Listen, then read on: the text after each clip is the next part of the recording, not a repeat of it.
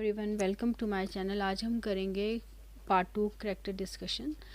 ज़ियाउद्दीन बर्रानी के बारे में आज हम पढ़ेंगे। The presence in the play of Ziauddin Barani, who was a historian at the court of Mohammad bin Tughlaq, presents the point of view of a critical insider who has watched the events taking place from a ringside seat and who is both sympathetic and detached. बरानी जो है ना वो historian था मोहम्मद बिन तुगलक के court में and काफ़ी चीज़ों का बरानी को पता था। मीन्स ऑब्ज़र्व किया था उसने, कोर्ट में बैठता था तो उसको काफ़ी कुछ पता होता था और सिंपैथेटिक भी था लेकिन डिटैच्ड भी था साथ में। मीन्स इस तरह का इंसान था वो। In Mohammad step mother's word, he is a sober man, level headed and honest. Step mother काफ़ी पसंद करती थी बर्रानी को और बोलती थी कि सोबर मैन है, लेवल हेडेड है, ऑनेस्ट है। She adds that the sultan needs friends like him. Okay, दो Barani promises her never to leave him ever whatever he does, a time comes when his mother dies in the food riots raging in the country and he uses the opportunity to quit. अब इसमें बोला गया है ना, एक अजीब सी बात है कि बरानी जो है वो, बरानी ने मोहम्मद बिन तुगलक की मदर को ये प्रॉमिस किया था कि वो कभी भी उसको किसी भी हालत में नहीं छोड़ेगा, मतलब हमेशा उसका साथ देगा, सुल्तान का साथ देगा, है ना। लेकिन इसमें ये एक चीज़ मेंशन की गई है कि एक समय ऐसा आता है कि जब खुद बरानी की जो मदर है वो आ, आ, देश में चल रहे मतलब खाने और फूड राइट्स में वो मर जाती है और वो उसको छोड़ के भाग जाता है, अपॉर्चुनिटी ढूंढता है और वहाँ से क्विट कर जाता है फटाफट से। तो एक ऐसा इंसान दिखाया गया है जो कि सुल्तान के लिए तो प्रॉमिस करता है कि उसका साथ देगा लेकिन अपनी माँ का साथ नहीं देता। His departure is the departure of the last of the faithfuls, है ना, and is a signal for the ascension of opportunities like Aziz. और उसका जो डिपार्चर होता है, जब वो भाग जाता है ना, क्विट कर जाता है, वहाँ से भाग जाता है, तो फिर जो अजीज़ जैसे लोग हैं ना, जो कि बहुत ही अपॉर्चुनिटी ढूंढते हैं ऊपर उठने के लिए, उनको उनको मौका मिल जाता है। The fact of the matter is that while Barani is a friend of the sultan, the latter counts him among the 3 friends he can trust, the other two being Najib and the step mother. तो इसमें बताया गया है कि बरानी जो सुल्तान है ना, सुल्तान के लिए एक नाजिब अच्छा था जो कि अच्छा सोचता था, एक स्टेप मदर और दूसरा बरानी था, ऐसा बताया गया है। He is neither consulted nor is he his advice heed it. अच्छा, लेकिन उसको कभी भी कंसल्ट नहीं किया गया, ना तो उसकी एडवाइस कभी ली गई। ओके, अब सीन 2 में highlights the disjunction between the policies followed by Najib and Mohammad. Mohammad bin Tughlaq और नाजिब की जो पॉलिसीज़ थी ना वो अलग अलग थी, उनका कोई मेल नहीं था ज़्यादा। And the moral values upheld by the बरानी, और बरानी जो था, बरानी जो था, वो उसकी भी जो मोरल वैल्यूज़ थी वो अलग थी, थॉट प्रोसेस अलग था। The sultan is faced with the serious problem, one in dealing with the growing rebellion of Sheikh Imamuddin and the other two प्लेसिट Mulk who is marching to Delhi with 30,000। अब सुल्तान जो था वो, सुल्तान को सीरियस प्रॉब्लम्स थी। पहला क्या था, शेख मैंने बताया था क्रिटिक था, उसका सामना करना पड़ रहा था। और दूसरा जो है एमुन मुल्क करके जो था ना एक आदमी, यानो मुल्क, जो ओल्ड फ्रेंड था बट फिर एनिमी बन गया था, तो वो जो है ना वो अपनी फ़ौजें लेके दिल्ली की तरफ आ रहा था, तो उसको भी शांत करना था। 2 लोग, एक शेख और एक मुल्क, 2 लोग थे जिनका सामना उसको करना था सुल्तान को, जो कि दिल्ली की तरफ आ रहा था। बरानी suggests the old world values of patience and magnanimity and even offers to go as an envoy to Mulk to sort out any misunderstanding that there may be. अब बरानी भी तो थोड़ा शांत टाइप का आदमी था, वो पता है क्या बोलता है, वो बोलता है कि थोड़ी पेशेंस रखो। अब वो बोलता है कि देखो जो ये अयानु मुल्क है ना, जो कि हमारी तरफ आने की कोशिश कर रहा है फ़ौजें लेके, मैं उसके पास जाता हूँ एक ये बन के, मैसेंजर बन के जाता हूँ, और जो भी मिसअंडरस्टैंडिंग है उसको ठीक कर देता हूँ, है ना। वो ऐसा बोलता है। But Najib and Mohammed have other ideas. But Najib और मोहम्मद तो कुछ और ही सोच रहे हैं। ये कुछ कन्वर्सेशन है, वो मैं नहीं पढ़ूँगी, अगर आप चाहते हैं तो पढ़ लेती हूँ, चलो छोड़ना क्यों है इसको। मोहम्मद बोलता है, so Najib what do you propose. Najib बोलता है, I can't think of anything right now your majesty except that the Sheikh has a striking resemblance to you. Barani, what has the sheikh got to do with this? Muhammad, slowly, you're a devil, Nazib. Good, we will think about that. In the meantime, the army should be ready to march. We'll start for Kannauj the day of tomorrow in the evening.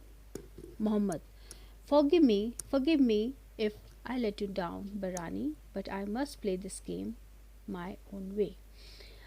इसमें पता है क्या है, ये मोहम्मद बिन तुगलक और Najib के mind में different एक चीज़ चल रही है। वो उनके दिमाग में पता क्या है, जो शेख है ना, अभी उनकी उनकी तरफ कौन आ रहा है, उनकी तरफ एक आ रहा है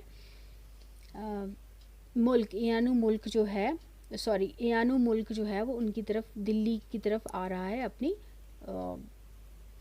सेनाएं लेके, और दूसरा शेख जो है वो भी क्रिटिक है, वो भी दुश्मन है। तो ये दोनों पता क्या चाहते हैं, मोहम्मद और नाजिब क्या चाहते हैं, ये चाहते हैं कि शेख जो है, इनके दिमाग में ये चल रहा है कि शेख जो है ना उसको पहनाएंगे तुगलक के कपड़े, मोहम्मद बिन तुगलक के कपड़े, और इसको भेज देंगे वहाँ हाथी पर, है ना, हाथी पर भेज देंगे।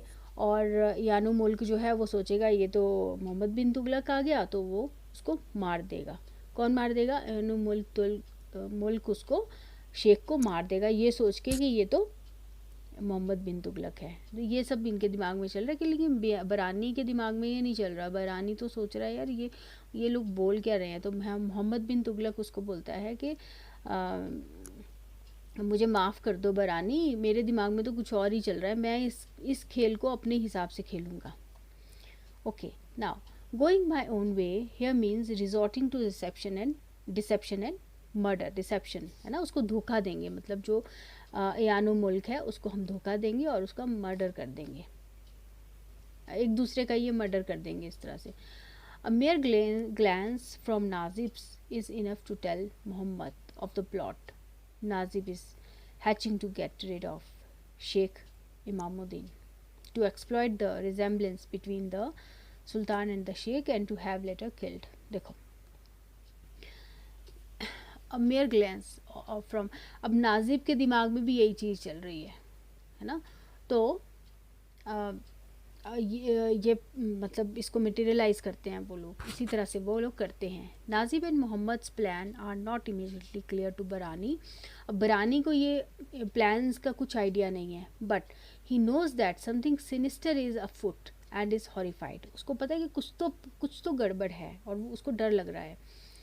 What's all this, your majesty? I can't follow a thing, but my heart trembles for you, है ना, my heart tremble for you, मतलब मुझे समझ में नहीं आ रही, बट मेरा दिल थोड़ा आपके लिए परेशान हो रहा है कि क्या होने वाला है।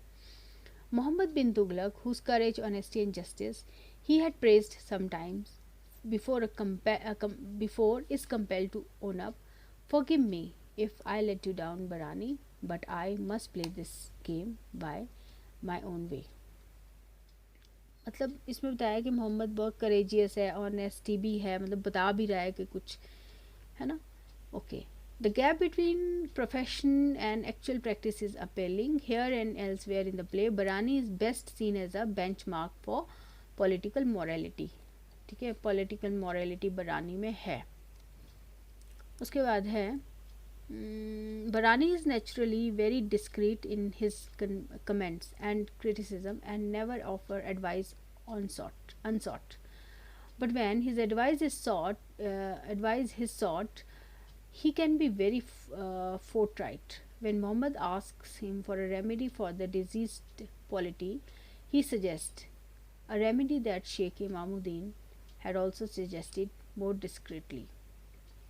ओके, इस पैराग्राफ को रहने देते हैं। चलो ये फिनिश ही हो गया, I think so. Just wait. एक बार बरानी के जो वर्ड्स हैं मोहम्मद बिन तुगलक के लिए ये हैं, your majesty, there was time when you believed in love, in peace, in God.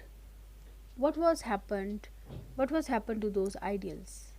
Why this bloodshed? Please stop it, and I promise your majesty something better will emerge out of it. तो वो समझा रहा है मोहम्मद बिन तुगलक को. Barani remains free from bitterness till the very end of his stay in Tughlaq's court, even when his own mother is killed in the foot riot. तो बरानी जो है बिटरनेस नहीं है उसमें, कड़वापन नहीं है, है ना. ओके, बस इतना ही है कि वो अपनी माँ को छोड़ के चला गया था फूड राइट्स के बीच में. ओके, नाउ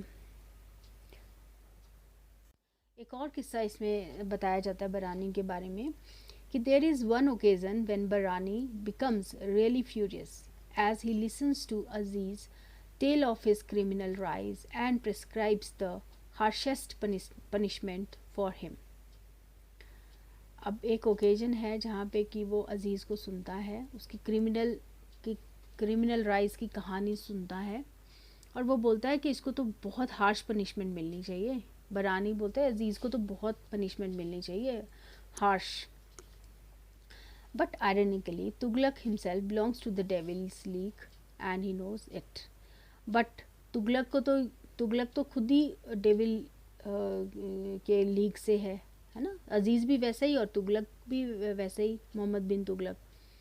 तो उसको पहले से ये चीज़ पता थी, तो वो कैसे पनिशमेंट देता अजीज़ को. Okay, Barani describes himself as a humble historian. He is a historian, but he has also a moral presence in the play. Okay, he is a historian basically. Okay, just अब start करते हैं next character. चलो अभी हम start करेंगे शेख इमामुद्दीन के बारे में पढ़ेंगे. शेख इमामुद्दीन क्रिटिक है. शेख इमामुद्दीन इज़ द, और वो व्यक्ति है जिसको कि मार दिया गया था. उसको एक राजा के कपड़े, मोहम्मद बिन तुगलक के कपड़े पहनाए गए थे और भेज दिया गया था हाथी पर, और अजीज़ ने उसको मार दिया था. अजीज़ ने नहीं, इसने यानो मुल्क ने उसको मार दिया था, जो कि एक दुश्मन था मोहम्मद बिन तुगलक का. तो अभी हम स्टार्ट करते हैं. Sheikh Imamuddin is the sultan most vehement critic. He considers him to be incompetent, says that he is a disgrace to Islam, and most of all that he has forfeited the right to rule by murdering his father and brother at prayer. वो इतना ज़्यादा critic है उसका, यह सुल्तान का, कि उसको consider करता है इनकॉम्पिटेंट और बोलता है कि तो ये इस्लाम के नाम पे धब्बा है. ओके, और वो ये भी बोलता है कि उसने अपने फादर और ब्रदर का मर्डर किया है. The Sheikh is apparently a brilliant orator, and his inflammatory speeches have caused a riot in Kanpur. He has now become the backbone of rebels, and his presence in Delhi is obvious a cause for great alarm to Nazib and Muhammad. He is tough nut to crack, as can be seen in Scene 3. आपको बात समझ में आ गई होगी कि Najib और मोहम्मद के लिए एक बहुत बड़ा ख़तरा है Sheikh. However, for all his toughness, Sheikh Imamuddin is not able to see through the designs of the Sultan. इतना टफ होने के बावजूद सुल्तान जो है वो, सुल्तान के जो बिछाया हुआ जाल है उसमें वो फंस जाता है. In a clever move, the Sultan tries to clip his wings by openly asking all Delhi to come and listen to him, but privately sending his soldiers to homes to prevent the people from going to the meeting. अब देखो कितनी बड़ी साजिश रची गई है सुल्तान के द्वारा. वो बोलता है कि ओपनली तो सबको बोल देता है कि दिल्ली के लोगों को कि आप आओ और शेख की बातें सुनो, बट प्राइवेटली वो अपने लोगों को, अपने सोल्जर्स को घर घर भेजता है और बोलता है कि मीटिंग में नहीं आना, प्रिवेंट करता है लोगों को. The result is that there is no one to listen to the Sheikh. Sheikh को सुनने कोई भी नहीं आता. Okay, but this is only a traitor to the real drama that unfolds later. Okay, this is only a trailer. ये trailer ही है जो कि ड्रामा शुरू हुआ था ना, ये इसका ट्रेलर ही है. ये जो मतलब सुल्तान जो उसके अगेंस्ट कर रहा है, ये तो ट्रेलर है सिर्फ. The sultan is able to successfully to persuade the Sheikh to go to एनुअल Mulk as his envoy of peace by appealing to him in the name of avoiding shedding of Muslim blood. सुल्तान जो है वो बहुत successful हो जाता है शेख को मतलब परसुएट करने में. शेख को बोलता है कि शेख तुम मेरे जो है शांति दूत बन के जाओ यानो मुल्क के पास और उसको बोलो कि मुस्लिम ब्लड क्यों बहाना है, क्यों इतनी लड़ाई करनी है, तो मेरे एक शांति दूत बन के जाओ. The essentially simple minded Sheikh falls into his trap. और शेख का दिमाग थोड़ा इतना ये नहीं होता ना, सिंपल माइंडेड होता है, तो उसके जाल में फंस जाता है. And goes to the peace mission, और पीस मिशन पे चला जाता है. There is a he is mistaken for the sultan and gets killed. और वहाँ क्या होता है, वो सुल्तान जो यानो मुल्क है वो समझता है ये तो सुल्तान है, क्योंकि वो सुल्तान जो अपने कपड़े पहना के उसको भेजता है और हाथी पे भेजता है. तो जो यानो मुल्क है उसको ऐसा लगता है ये तो सुल्तान ही आ गया, तो उसको मार देता है. This resemblance was what Najib and Mohammed had banked on. इसी रिसेम्बलेंस के बारे में नाजिब और मोहम्मद बात कर रहे थे. वो बोल रहे थे ना कि शेख जो है वो मोहम्मद बिन तुगलक जैसा ही लगता है, कि आप जैसा ही वो लगता है. Okay, just wait. बात करेंगे शिहाबुद्दीन की. शिहाबुद्दीन जो है प्रिंस है, ठीक है. और कहाँ का प्रिंस है ये? संपन्न शहर करके एक बताया है. He is the Prince of संपन्न शहर and could be called the reluctant leader of conspiracy against the sultan. तो लीडर उसके सुल्तान के अगेंस्ट कोई कॉन्स्पिरेसी जैसे रची गई थी, उसका वो रिलक्टेंट लीडर है. लीडर तो है लेकिन बड़ी मुश्किल से उसका लीडर बना है. मीन्स वो पहले नहीं चाहता था सुल्तान के अगेंस्ट कॉन्स्पिरेसी करना, पर धीरे धीरे वो एग्री हो गया.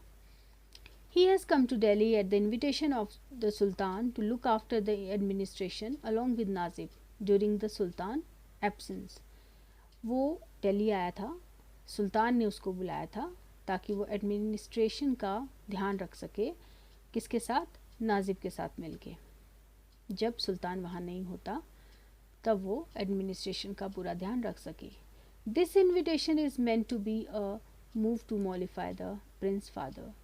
ओके, ये जो इनविटेशन था ये इसलिए दिया गया था ताकि शिहाबुद्दीन के जो फादर हैं उनको थोड़ा सा मॉलिफाई होता है, उनको थोड़ा सा काम किया जा सके. मतलब वो भी शायद अगेंस्ट होंगे सुल्तान के, तो उनको शांत करने के लिए ये इनविटेशन दिया गया था कि अपने बेटे को भेज दो और मैं अपने साथ उसको अपने सल्तनत में काम दे दूँगा.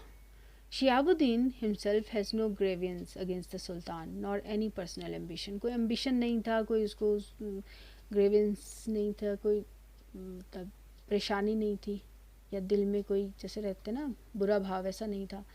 Though he is requested by the rebellious Amirs and is egged on by his adopted brother Sardar Ratan Singh to lead the conspiracy, he remains reluctant to do so till almost the very end.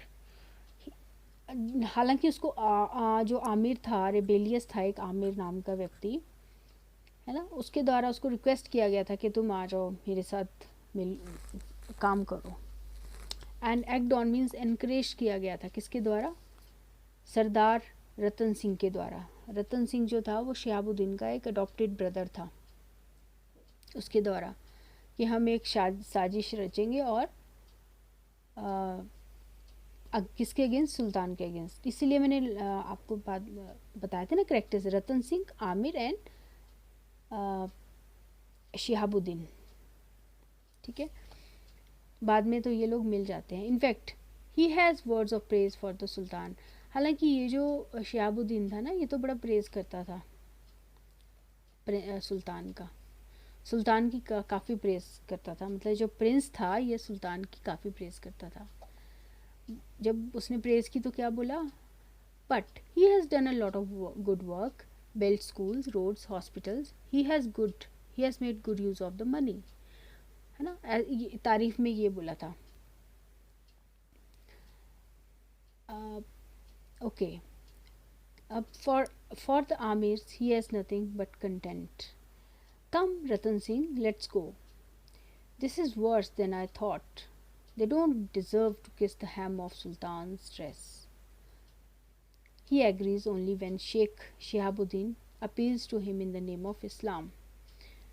Okay, now इसमें जो है ना ये lines हम छोड़ देंगे। अब मैं इनकी जो बात आपस में हुई है वो भी मैं नहीं अभी पढ़ूंगी, अदरवाइज जस्ट वेट।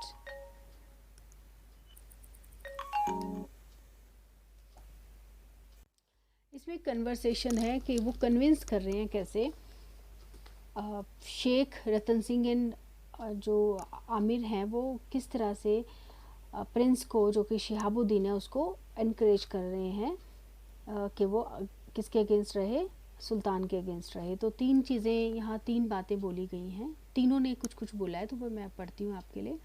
शेख बोलते हैं कि will you only think about yourself Shihabuddin, you are the strong, the power in this country, the citizen of Delhi don't wish to go to Daulatabad, but they are weak. Will you do nothing for them? How many people like Sheikh Imamuddin have to die before you will be ready to act?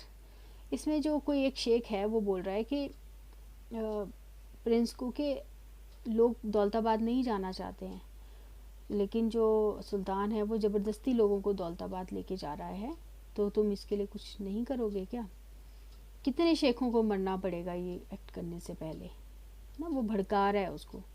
तो जो Prince है वो कुछ नहीं बोलता। फिर रतन सिंह बोलता है उसको, you accuse the people of Delhi of cowardice at yet you won't raise a finger to correct an obvious wrong. वो बोलता है कि तुम क्या बोलते हो कि दिल्ली के लोग कावर्ड हैं, मतलब कावर्ड को क्या बोलते हैं, जिनमें हिम्मत ना हो, है ना, जो अपना काम ना करना जानते हों, जो कि कावर्ड के लिए हिंदी वर्ड मुझे अच्छे से आ नहीं रहा अभी, तो लेकिन तुम तो एक उंगली भी नहीं उठा रहे हो। आमिर बोलता है you must help us Shihabuddin, हम तुम्हें हमारी हेल्प करनी चाहिए। तो शेख भी बोलता है इस्लाम नीड्स योर हेल्प, इस्लाम को तुम्हारी ज़रूरत है। तो रिलीजन का हवाला देके वो उसको बोलता है, ठीक है। तो Shihabuddin agrees, he continues to have misgivings till the end. वो एग्री तो कर जाता है बट फिर भी वो मिसगिविंग्स, मतलब पूरा अपना डाउट्स हैं उसको फिर भी। ऑल राइट, वो बोलता है all right, let's get down to the details, we have to work everything out carefully, must we do this Ratan, must we. Suddenly वो बोलता है कि मस्ट वी डू, क्या हमें ऐसा करना चाहिए? Okay, all this comes to nothing. However, the irony is that Shihabuddin himself becomes a victim of a private conspiracy engineered by his own adopted brother Ratan Singh. अब कुछ नहीं होता, ये तो क्या होता है, जो शिहाबुद्दीन है ना, उल्टा उस पर ही कॉन्स्पिरेसी हो जाती है। किसके द्वारा? रतन सिंह के द्वारा। रतन सिंह ही उसको जाल में फंसा देता है। He informs the Sultan about the plan of the rebels. वो सुल्तान को, जो रतन सिंह है ना, वो सुल्तान को उल्टा बता देता है इस उसके बारे में, षड्यंत्र के बारे में। This is his vengeance for the death of his father bye Shihab. ये प्रिंटिंग में गलत लिखा हुआ है। तो ये पता क्या है, ये रतन सिंह ने बदला लिया है शिहाबुद्दीन से, प्रिंस से, क्योंकि प्रिंस ने रतन सिंह के फादर को मार दिया था, इसलिए रतन सिंह ने प्रिंस से बदला लिया। दो Shihabuddin is a traitor. His death will be mourned as the death of a martyr who died fighting the rebels. अब इसमें बोला गया है कि शिहाबुद्दीन जो है ट्रेटर तो है, देशद्रोही तो था, देशद्रोही है, बट उसकी डेथ को पता कैसे पोज किया गया, बताया गया कि वो तो एक शहीद की डेथ हुई जो कि किसी रेबल से फाइट करते हुए मारा गया. This shows how even the dead are not free from the politics. इसमें बताया गया है कि डेड लोग भी कैसे पॉलिटिक्स से बचे हुए नहीं हैं. तो मैंने सारे करेक्टर्स तो कर लिए, सिर्फ अजीज़ करेक्टर रहा है, उसको मैं अगले वीडियो में करेंगे हम लोग. Thank you so much. Please subscribe my channel.